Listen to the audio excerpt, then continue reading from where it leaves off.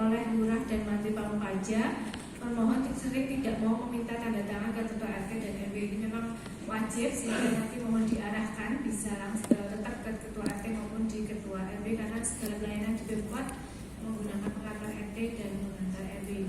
Kemudian belangko dari PT Taspen berbunyi keterangan, padahal sesuai dengan Perpres 30 tahun 2023 sudah tidak bisa mengeluarkan surat keterangan melainkan surat pernyataan. Ini kami pantau juga dari PT Taspen maupun dari Asabri bahwasanya ketika kita menyusun Perwal nomor 30 tahun 2023 ini, kita sudah melibatkan perwakilan-perwakilan dari PT Taspen maupun Asabri, dan bapak-bapak waktu itu juga bapak-bapak semua yang mewakili dari PT Taspen maupun Asabri juga menyepakati. Jadi tidak ada masalah ketika itu berbunyi surat pernyataan berbeda dari belangko yang dibutuhkan dari PT Taspen maupun Asabri, asalkan substansinya sesuai seperti itu. Tapi nanti mohon informasinya maupun arahannya dari PT Taspen maupun PT Asabri. Kemudian surat pengesahan bukti diri SPTB dari Taspen memberatkan pihak kelurahan atau kemanten karena terdapat kata-kata dengan ini saya bersedia mengumumkan sumpah bahwa saya titik-titik seperti itu. Kemarin kami juga dapat informasi dari salah satu lurah di kota bahwasanya dalam surat yang dibutuhkan PT Taspen ada klausul bahwasanya lurah bersedia mengganti gitu deh, ketika terjadi permasalahan di kemudian mengembalikan uang yang sudah diberikan kepada pemohon seperti itu.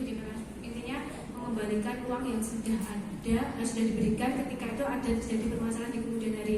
Nah itu cukup memberatkan Bapak Ibu Lurah, karena kami matur Bapak Ibu dari Taspen bahwasanya kepala desa maupun lurah di kota itu berbeda. Ketika kepala desa mereka adalah penduduk asli yang dipilih dari warga masyarakat sekitar, sedangkan lurah itu karena jabatan struktural gitu ya, mungkin bisa jadi bisa di posisi di beberapa kota di kota Jakarta, jadi bukan penduduk asli, bisa jadi baru 3 bulan kemudian dilatih belum kejadian seperti itu. Jadi mungkin berbeda ketika lurah harus benar-benar mengetahui warganya ketika itu di kelurahan di kota Jakarta maupun ketika itu kepala desa di desa seperti itu. Jadi memang posisi lurah dengan kepala desa sangat berbeda Bapak, sehingga tidak bisa kalau lurah harus tahu pasti mengeluarkan surat keterangan bahwasanya itu itu.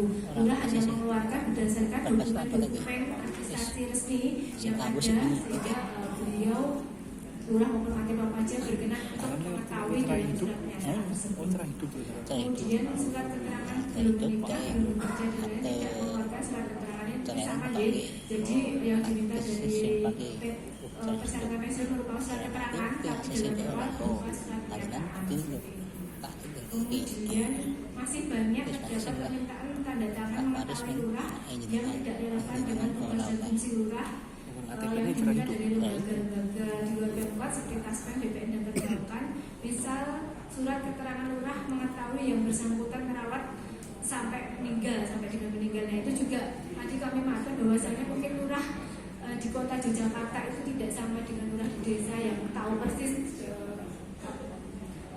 struktur keluarga dan sebagainya. Bisa jadi mereka baru saja dilantik dan tidak mengetahui, maka cukup memberatkan bagi lurah ketika harus menandatangani surat keterangan di desa Bapak. Jadi kami mohon tanggapan dari PT Taspen maupun PT Asabri terkait dengan masalah ini untuk menandatangani silakan.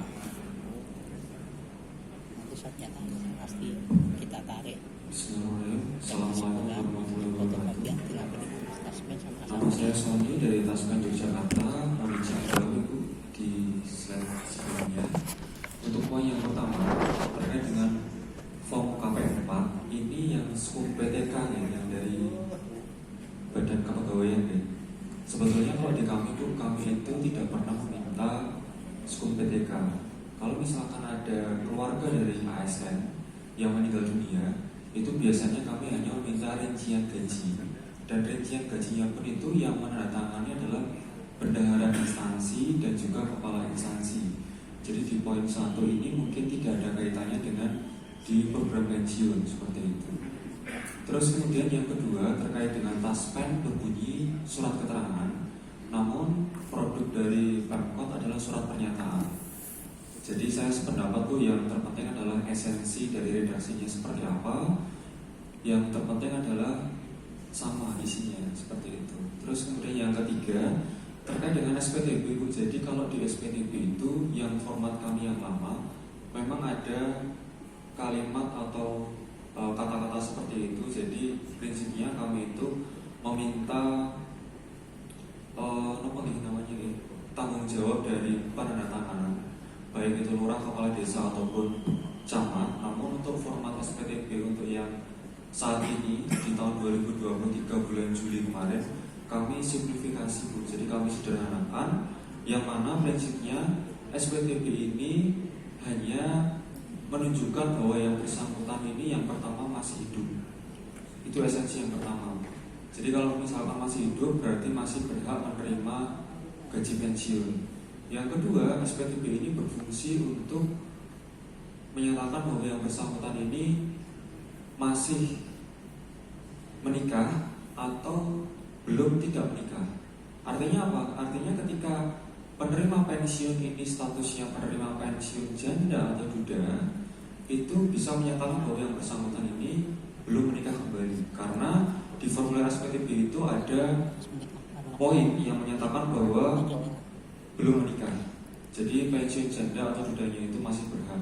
Dan yang saya untuk SPTB ini kita setiap tahun ada Bu.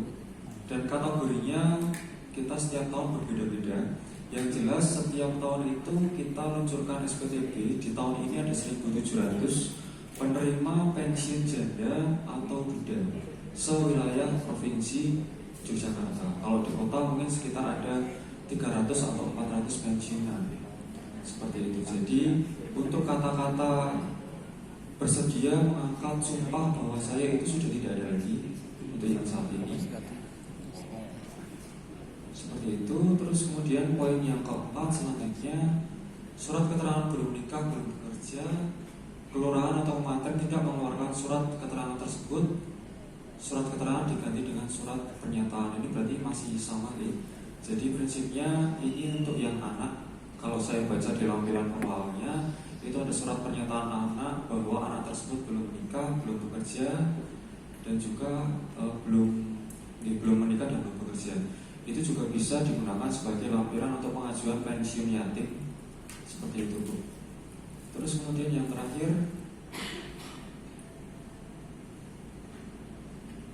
merawat sampai dengan meninggal dunia. Jadi begini Bu, di kami itu ada ASN yang nyun sewu, istilahnya sebatang kara, tidak ada ahli waris siapapun, tidak ada orang tuanya, misalkan sudah sedo semua.